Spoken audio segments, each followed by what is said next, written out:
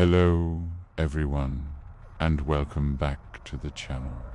Today we're journeying to the Emerald Isle, a land of breathtaking landscapes, ancient myths, and some seriously spooky stories. We're about to pull back the misty veil on Ireland's most haunted castles. So grab a warm drink, dim the lights, and prepare to explore the chilling tales that linger within these ancient stone walls. Are you ready? Let's begin our tour of Ireland's haunted heritage. Our first stop is the magnificent Leap Castle, often called the most haunted castle in the world. And trust me, it has earned that title. Built in the 13th century, this castle has a history steeped in bloodshed and betrayal. The most infamous part of the castle is the Bloody Chapel. The story goes that two O'Carroll brothers were vying for control. One, a priest, was holding mass in the chapel when his own brother burst in and fatally stabbed him at the altar. It's said the priest's spirit has never left, forever bound to the site of his tragic end. Visitors have reported flickering lights, the feeling of an unseen presence, and the chapel's organ playing on its own. But the priest isn't the only spirit here. During renovations in the early 1900s, workmen discovered a hidden dungeon known as an oubliette, right off the Bloody Chapel. This was a chamber where prisoners were dropped through a trapdoor and simply forgotten. The pit was filled with human skeletons, enough to fill 3 cartloads. It's believed these tormented souls still roam the halls, their anguish echoing through time. The most terrifying entity, however, is a creature known only as the Elemental. It's described as a hunched, sheep-sized being with a decaying face and the smell of sulfur and death. Its origins are a mystery. Some say it's an ancient spirit disturbed by dark rituals. Others say it's the manifestation of all the pain the castle has witnessed. Whatever it is, encountering it is an experience no one ever forgets. Next, we travel to County Antrim to visit Shane's Castle. The ruins of this once grand fortress stand hauntingly on the shores of Loch Ness. The castle is said to be cursed, and its most famous ghostly resident is the White Lady, or Banshee, named Niona. Legend says she was a relative of the O'Neill clan who drowned in the lake. Now, her spectral form is seen rising from the misty waters and gliding through the castle ruins. Her appearance is a chilling omen, foretelling a death in the O'Neill family. Her sorrowful cries are said to pierce the night air, a mournful warning of impending tragedy. Even today, locals claim to hear her wails carried on the wind, a constant reminder of the castle's grim legacy and the powerful connection between the family and their ancestral home.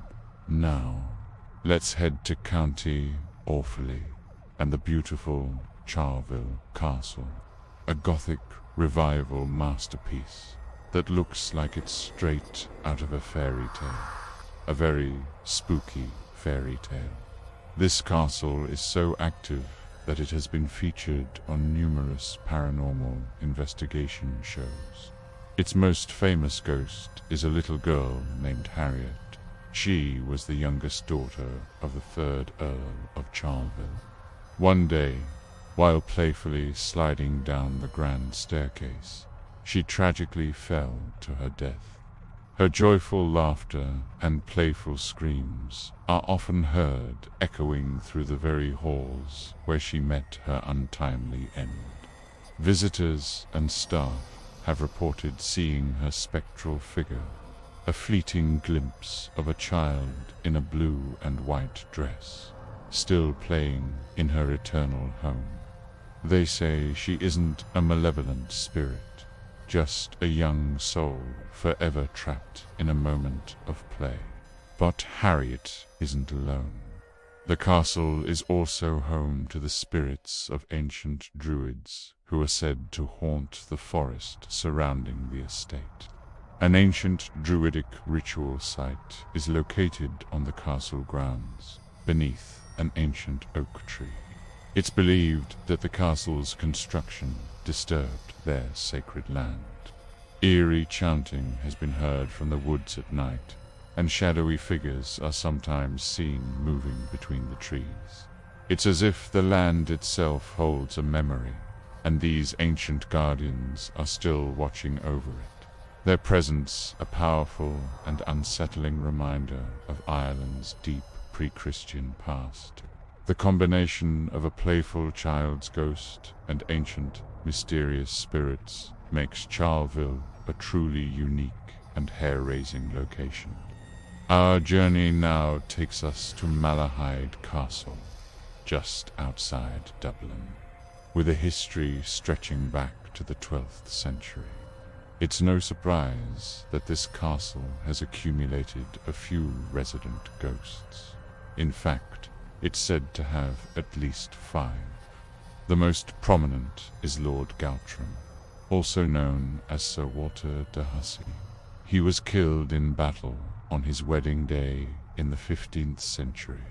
His spirit is said to wander the castle halls at night, groaning in pain from his wounds and lamenting the bride he lost. He's a tragic figure, forever searching for his lost love.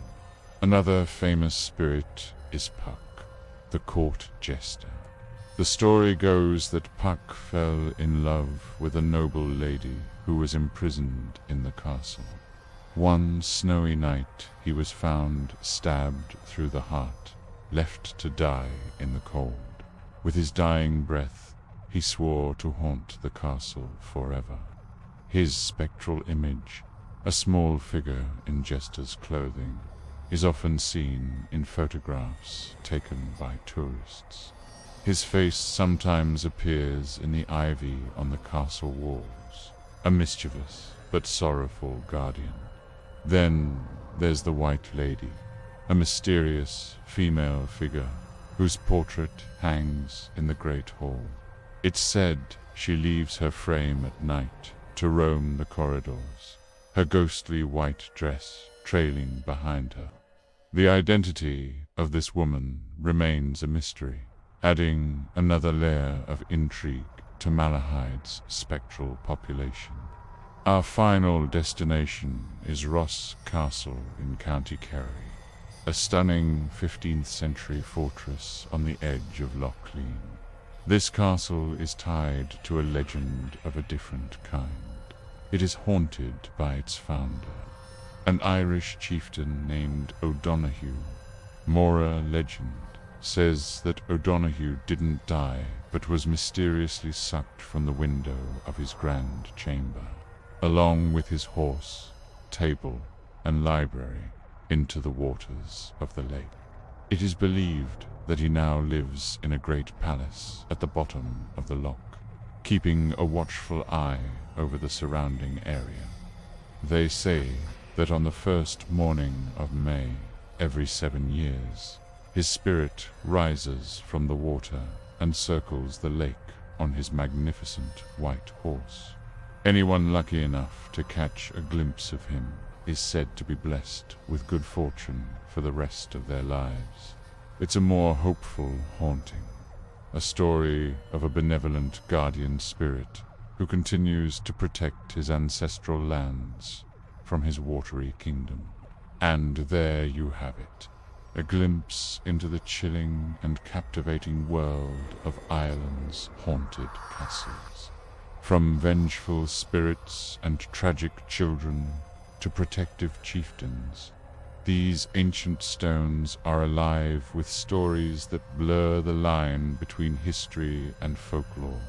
They remind us that the past is never truly gone, it lingers in the shadows, waiting to be rediscovered. These tales are more than just ghost stories. They are a vital part of Ireland's rich cultural tapestry, woven with threads of love, loss, betrayal, and magic. Thank you so much for joining me on this spooky adventure through the heart of haunted Ireland. I hope you enjoyed these sinister stories as much as I did. Which castle's tale did you find the most terrifying? Let me know in the comments below.